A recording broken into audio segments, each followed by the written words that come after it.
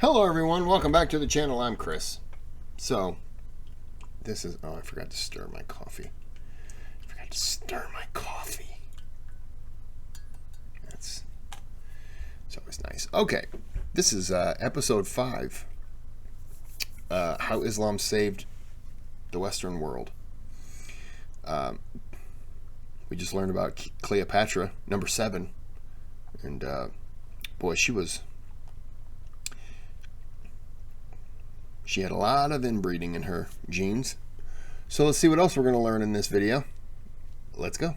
I did go backwards a little bit from the end of the last one, which you saw. And here we go.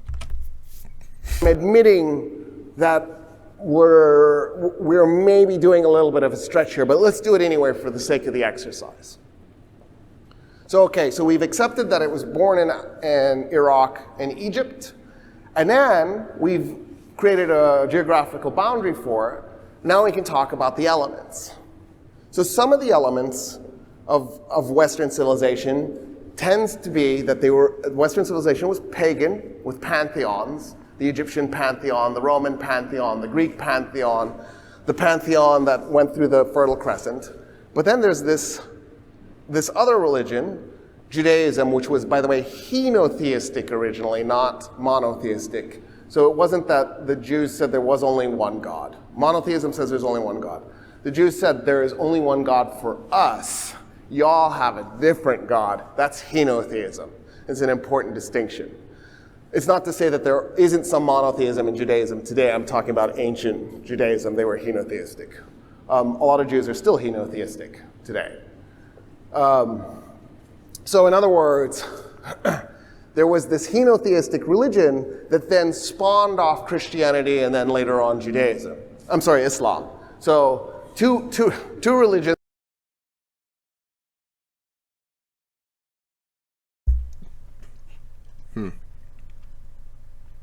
I've never heard of, and I'm going to butcher it, I don't even remember it now. Two religions came off of this one religion. And that's what we tend to think of as a Western trait, Christianity. Not the other two, not Judaism and Islam so much, but definitely Christianity. Although maybe Judaism is a little bit better accepted today, but not for the bulk of European history, right? European history is pogrom after pogrom after pogrom after pogrom until we get to the pogrom of pogroms, the Holocaust. And then Europeans go, okay, I guess we should stop killing them. But it's like this reluctant almost, I miss it. So, if we accept that that's the religious background for this, then there's the birth of government in Egypt, there's the birth of writing in Sumer. What are the other elements? One place you can look to is the 18th dynasty of Egypt. The 18th dynasty of Egypt did something really remarkable. One of the things it did was it actually started an empire. Egypt built the world's first empire that stretched from one country to the next. The 18th dynasty conquered part of Libya. They conquered Cyrenaica, eastern Libya. They conquered the northern part of the Sudan. They went into Palestine. They went all the way into Syria. And it created an empire. Well, imperialism is the history of Western civilization. So there's that element. That's interesting. The 18th dynasty also invented a convenience industry. So for example, you could write down on a stone, they like to use limestone slabs. You could write down on a slab your laundry list and send your laundry, and they would wash it and then they would bring it to you. Or you could put a grocery list and you could call them up on the phone. No, that's not right. You enter it into your lap. No, that's not right either. You would give the list to a boy and the boy would take it to the store. He'd buy your groceries and bring them to you. There was this entire giant apparatus built around convenience in the 18th dynasty in Egypt. They took history to a new level. So by the end of the 18th dynasty, they did a better job of chronicling their events, so that by the 19th dynasty, they were doing a really good job of it. 18th dynasty, they were still figuring this out. So they would, for example, one of the things that we know is Thutmose III was an amazing pharaoh because, and as a warrior, he would lead his men into battle from the front line, and he was a general, and he commanded his men, and he never lost a battle. And we know that he was in 17 military campaigns because it chronicled all of that. By the way, they were prolific writers. They wrote poetry, they wrote love letters. Sorry, I'm just really getting annoyed. Not at him. They kept track. Okay. I missed the name of the person he was talking about who never missed a battle. And he led from the front.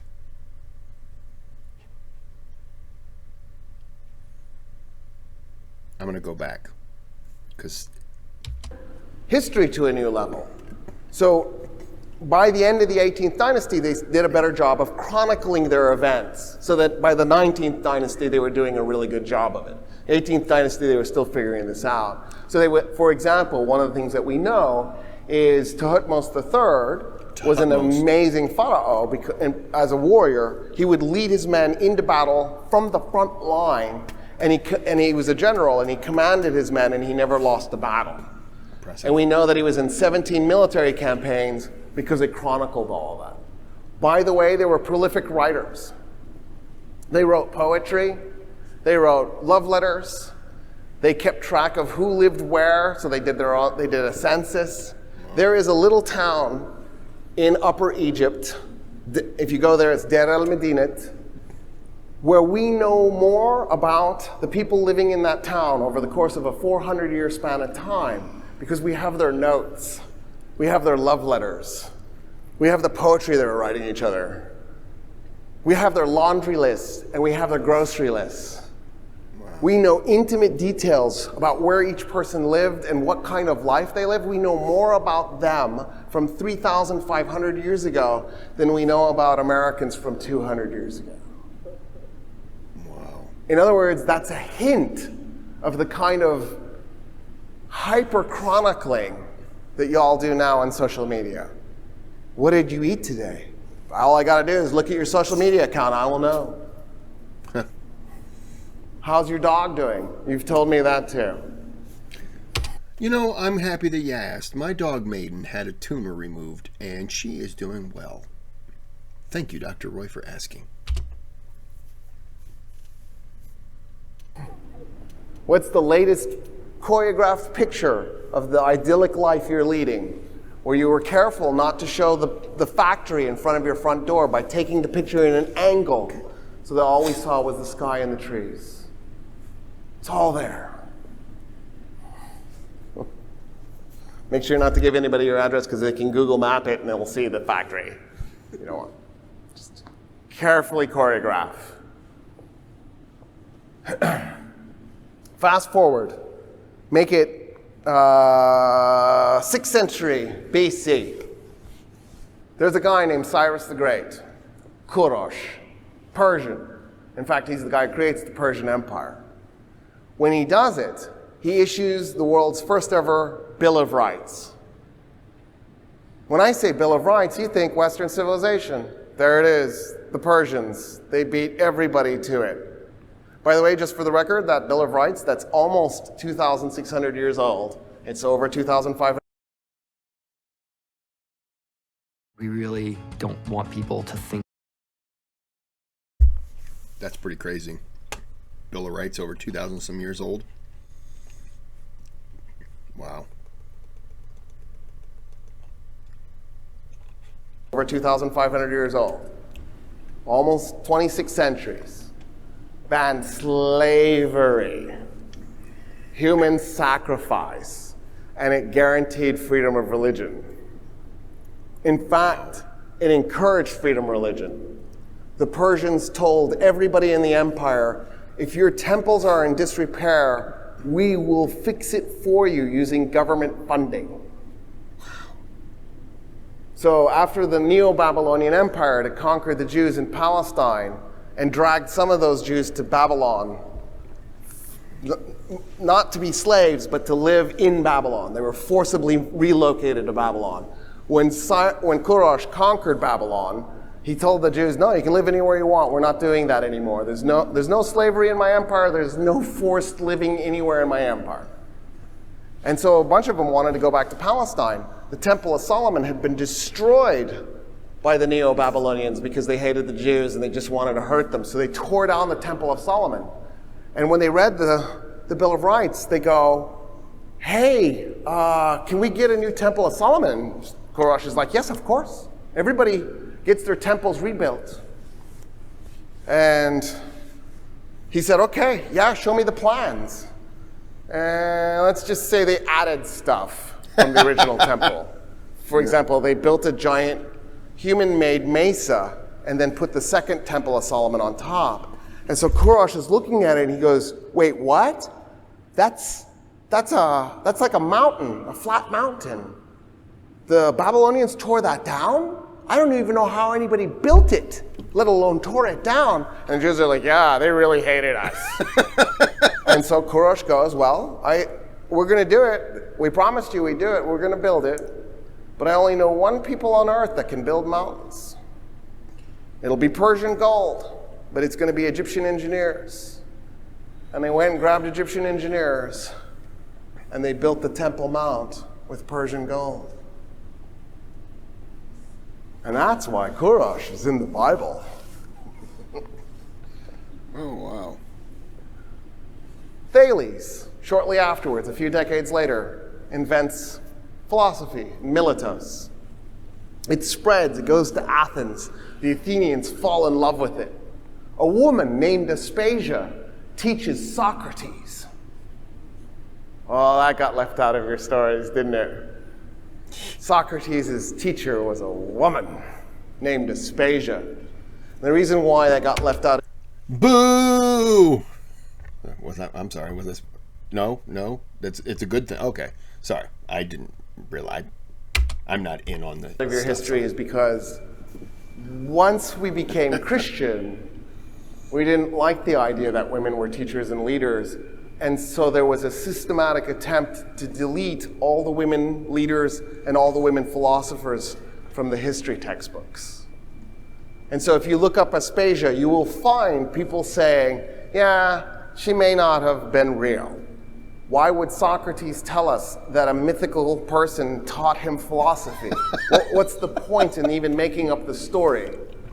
If you were told a mythical being taught you something, you would kind of look at that person and think, oh yeah?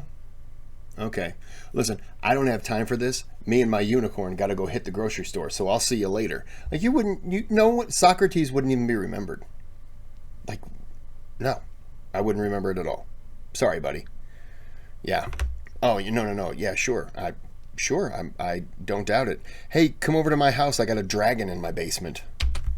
Get out of here. What's the likelihood that she wasn't real? It's preposterous, but it fits our patriarchal orientation. Yeah. The Persians and the Greeks are in this epic back and forth, and eventually the Persians get bored with the Greeks and stop fighting them, and then Alexander the Great conquers them out of the blue, and this is this unbelievable event. And then that Greek civilization starts to come apart and gets replaced by this Roman civilization. And the Romans are amazing conquerors.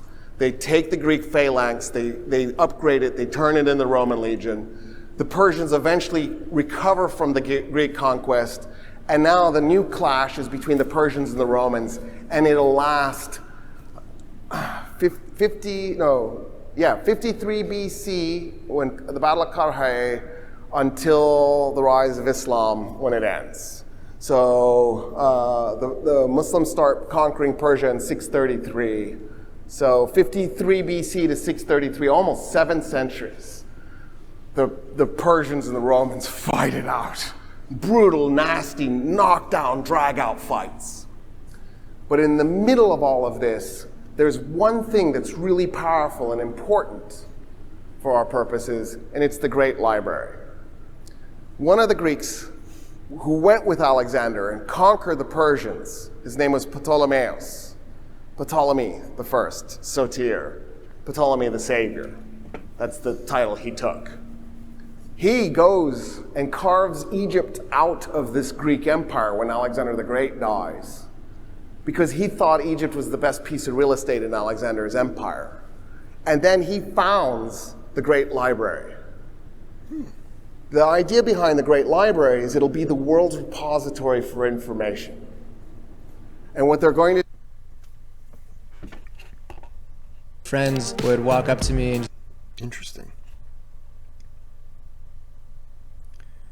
Yeah, no one cares. Shh, shh. Go back to the video. Shh, shut your face. And what they're going to do is they're going to bring books from every society and every culture there and keep a copy. And they're going to invent things. The first thing on earth called a museum was one of the buildings at the Great Library. It was a museum for all the latest advanced tech. There was no such thing as copyright.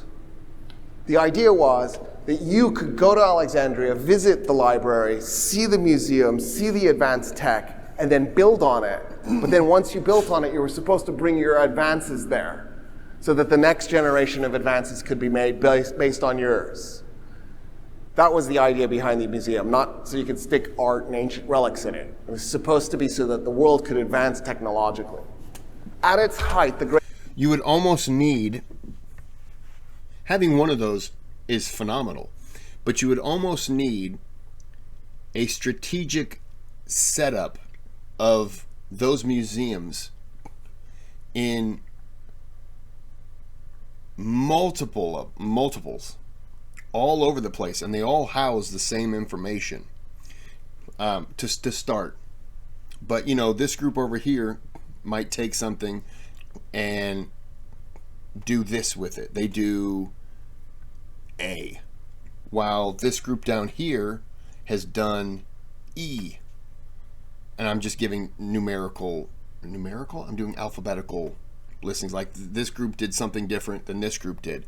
But then everything gets swapped and changed, and like what was done over here gets sent over here, and over here gets sent up there, and there, so that everyone gets this new refreshed vision of, okay, well, this is what we did with it, but look what they did, or I think ours was better.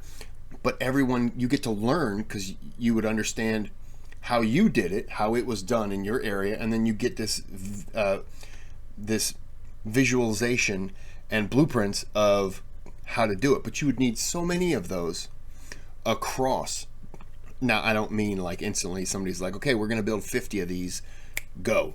But you know, you just slowly start building them, and eventually it's also a form, a way of interconnecting cultures and civilizations, and it's like reaching out, and you're bringing everyone together.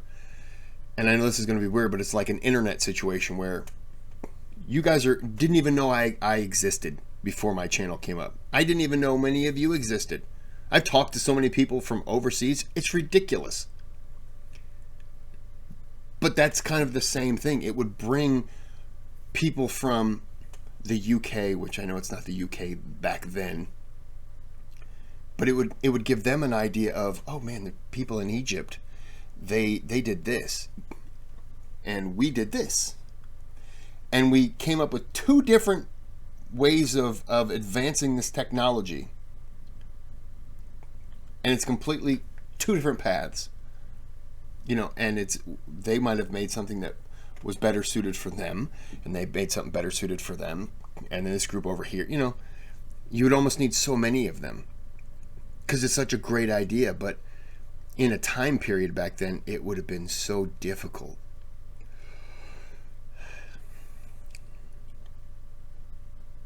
And you know, and I'm saying also travel. You'd almost have to have them by ports where, you know, like in America, you're not going to have it in Oklahoma.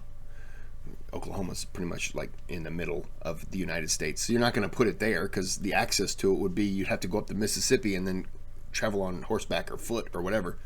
So you're not going to put it in an area where it's so impossible to get to. You have to be able to have the masses get to it and want to study these things. I think that would have been an awesome idea, but it's easy for me to say that now. That's Great Library may have reached as many as 1 million books. I actually think 1 million is probably the right number. I've seen 2 million, feel like that's too many.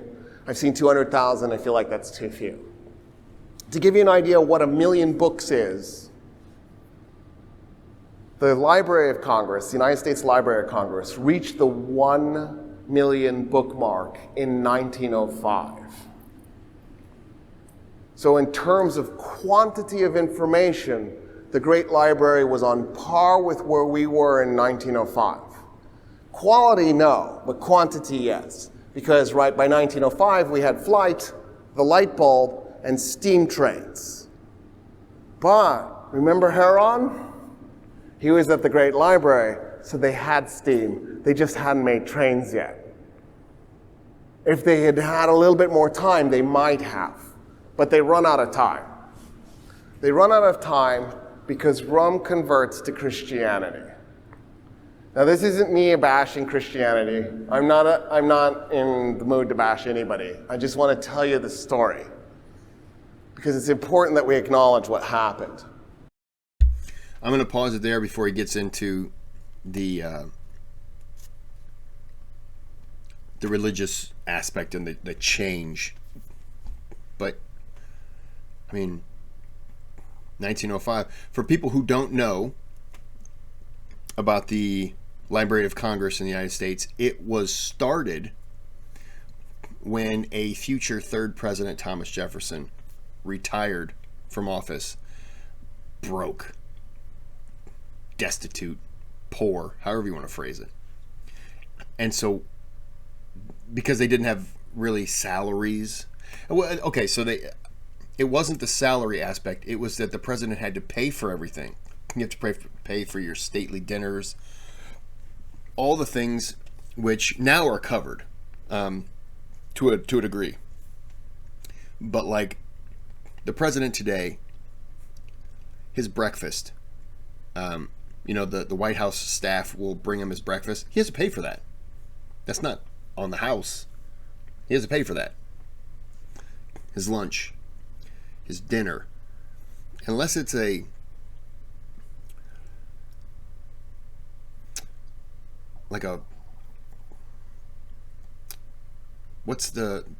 almost said it's stately dinner, but you're having a guest or, I almost said Winston Churchill. So let's say Winston Churchill today comes over to the United States and had a dinner with Biden, because that would happen, right?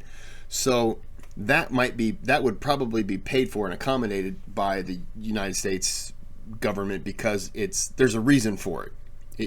Now if he was just flying his buddy Winston Churchill in, so I don't know why that name popped up, but he was flying him in and he was going to stay with him as just a friend, then it's probably different. But he could probably get that to slide through on taxpayer dime because of who he is. It's a terrible example, by the way, of people. But anyways, so the Library of Congress. So the original Library of Congress, Thomas Jefferson was going broke, or was broke. So what he did was, to make money, the government... Oh, sorry, I had a nice yawn. The government bought his books. In fact, Thomas Jefferson sold his books, Library of Congress. According to Library of Congress, short of funds and wanting to see the library reestablished, Jefferson offered to sell his personal library to Congress as a replacement for the collection destroyed by the British. After some controversy, Congress purchased his library for $23,950 in 1815. Okay, so we did have one. The British, when they burned the White House, kind of trashed some stuff. So it wasn't just out of the goodness of his heart. He was broke, but he sold his books. How many books did Thomas Jefferson sell? According to Thomas Jefferson's Monticello, Jefferson's Libraries, the second and largest of his collections was comprised of some 6,500 books, and in 1814 he sold it to the United States government. This set of books formed the nucleus of the Library of Congress, replacing the collection that was burned by the British during the War of 1812. So 6,500 books, 23,000.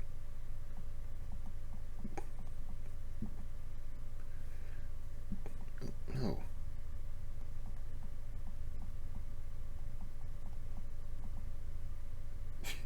So he basically sold his books for $3.50 a book. But yeah, you know. So that was how the current Library of Congress in 1815 bought his books, 6,500 books. And that was 1815. They started with 6,500 books.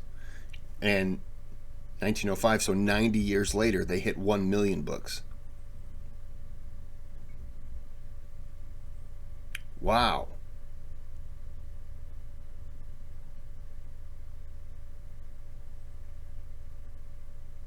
Wow.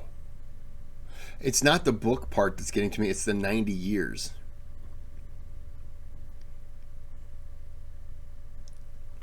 Okay. I'm going to go ahead and end this here. You can donate to the channel if you like. You don't have to. All donations are appreciated. You can subscribe to the channel if you want to do the bare minimum, but actually helps me for just phenomenally, which is just give it a thumbs up. If you know people, get on their YouTube account and then come here and just give it a thumbs up. Even if they don't watch my channel, who cares? Just do it. Makes me feel good. Helps me out. And then if you want to give a thumbs down, you can. There's this new game called toilet paper eating, and it's a big competition. I don't know if anybody knows about the American hot dog eating competitions and stuff. Well, basically you eat toilet paper that has been used.